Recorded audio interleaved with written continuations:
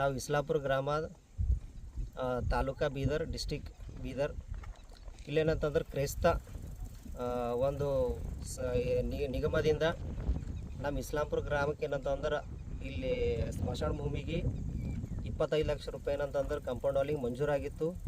ಆ ಮಂಜೂರಾದಂಥ ಅನುದಾನವನ್ನು 25 ಲಕ್ಷ ರೂಪಾಯಿ ಏನಂತಂದ್ರೆ ದುಡ್ಡು ಕೂಡ ನಮಗೆ ಕಚೇರಿಯಿಂದ ಬಿಡುಗಡೆಯಾಗಿದೆ. ಈ ಸಂದರ್ಭದಲ್ಲಿ ಹೇಳಬೇಕಂತಂದ್ರೆ ಇದು ಪೂರಾ ಕೆಲಸ ಏನಂತಂದ್ರೆ ಕಾಂಪೌಂಡ್ ವಾಲು ಪೂರಾ ಎಲ್ಲ ಕಂಪ್ಲೀಟ್ ಆಗಬೇಕಿತ್ತು ಆ ದುಡ್ಡಿನಲ್ಲಿ. ಬಟ್ ಆದರೂ ಈ ಕೆಲಸಗಳಂತಂದ್ರೆ ಇನ್ನೂ ಏನೂ ಆಗಿಲ್ಲ. ಇಲ್ಲಿ ನೋಡ್ಬೋದು ನೀವು ಮಾಧ್ಯಮ ಮಿತ್ರರು. ನಾವು ಇದ್ರ ವಿಷಯವಾಗಿ ಮಾನ್ಯ ಅಲ್ಪಸಂಖ್ಯಾತರ ಜಿಲ್ಲಾಧಿಕಾರಿಗಳಾದಂಥ ಬಳಿರಾಮ್ ಅವ್ರಿಗೂ ನಾವು ಕಂಪ್ಲೇಂಟ್ ಕೊಟ್ಟಿದ್ದೇವೆ. ಎಲ್ಲ ಓಣಿದಿಂದ ನಾವು ಕ್ರೈಸ್ತ ಸಮುದಾಯದಿಂದ ಮತ್ತು ಮೊನ್ನೆ ಏನಂತಂದ್ರೆ ಜಿಲ್ಲಾಧಿಕಾರಿಗಳು ನಾವು ಮನವಿ ಮಾಡ್ಕೊಂಡಿದ್ದೇವೆ. ಮತ್ತು ಇದರದ್ದು ವಿಷಯ ಇದು ಹೇಳಬೇಕಂತಂದ್ರೆ ನಾವು ಮಾನ್ಯ ಕ್ರಿಶ್ಚಿಯನ್ ನಿಗಮ ಮಂಡಳಿದ ರಾಜ್ಯ ಉಪಾಧ್ಯಕ್ಷರಾದಂಥ ಸನ್ಮಾನ್ಯ ಶ್ರೀ ಸಂಜಯ್ ಜಾಗೀರ್ದಾರ್ ಅಣ್ಣನವ್ರಿಗೂ ನಾವು ಕಂಪ್ಲೇಂಟ್ ಕೊಟ್ಟಿದ್ದೇವೆ. ಅವ್ರಿಗೂ ಭೇಟಿಯಾಗಿದ್ದೆವು. ಅವರು ಅಂತಂದ್ರೆ ನಾನು ತನಿಖೆ ಕೊಡಿಸ್ತೀನಿ ಅಂತ ಹೇಳಿದ್ದಾರೆ. ದಯಮಾಡಿ ನಮ್ಮ ಊರಿಗೆ ಬಂದಂಥ ಅನುದಾನವನ್ನು ಸರಿಯಾದ ರೀತಿಯಲ್ಲಿ ಬಳಕೆ ಆಗಿಲ್ಲ. ಇಲ್ಲಿ ಪೂರಾ ಅವ್ಯವಹಾರವಾಗಿದೆ. ಇದರ ಬಗ್ಗೆ ಏನಂತಂದ್ರೆ ತನಿಖೆ ಆಗಬೇಕು. ತಪ್ಪಿತಸ್ಥರಲ್ಲಿ ಕಾನೂನು ಕ್ರಮ ರೀತಿ ಏನಂತಂದ್ರೆ ಅವ್ರ ಮೇಲೆ ಕ್ರಮವಾಗಬೇಕು.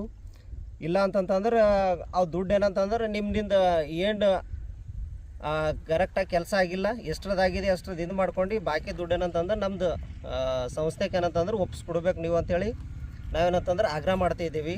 ಇಲ್ಲಿ ಇಡೀ ನಮ್ಮ ಕ್ರೈಸ್ತ ಓಣಿ ಜನರು ಎಲ್ಲರೂ ಇಲ್ಲಿ ಬಂದಿದ್ದಾರೆ. ನಾವೆಲ್ಲರೂ ಕೂಡ ಆಗ್ರಹ ಮಾಡ್ತಾಯಿದ್ದೀವಿ. ಎಲ್ಲರ ನಾವೇನು ಒಬ್ಬರು ಇಬ್ಬರು ಕೂಡಿ ನಾವೇನು ಇದು ಮಾಡ್ತಾಯಿಲ್ಲ.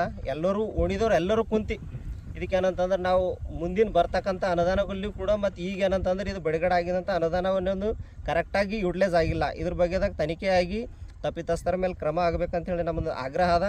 ಮುಂದಿನ ದಿನಮಾನಗಳಲ್ಲಿ ಇದ್ರ ಬಗ್ಗೆ ಯಾವುದೇ ರೀತಿ ಕ್ರಮ ಆಗಲಿಲ್ಲ ಅಂತಂದ್ರೆ ನಾವು ಮುಂದಿನ ದಿನಮಾನದಲ್ಲಿ ಮಾನ್ಯ ಜಿಲ್ಲಾಧಿಕಾರಿಗಳ ಕಚೇರಿಯಲ್ಲಿ ನಾವು ಉಗ್ರವಾದ ಹೋರಾಟ ಮತ್ತು ನಾವು ಅಹೋರಾತ್ರಿ ಸತ್ಯಾಗ್ರಹ ಧರಣಿಯನ್ನು ನಾವು ಹಮ್ಮಿಕೊಳ್ತೇವೆ ಅಂತೇಳಿ ಈ ಮೂಲಕ ನಾವು ಮಾಧ್ಯಮ ಮುಖಾಂತರ ನಾವು ಹೇಳೋಕ್ಕೆ ಇಷ್ಟಪಡ್ತಿದ್ದೇವೆ ಸರ್. ನಿಮ್ಮ ಹೆಸರು? ನಮ್ಮ ಹೆಸರು ಜೇಮ್ಸ್ ಇಸ್ಲಾಂಪುರ್.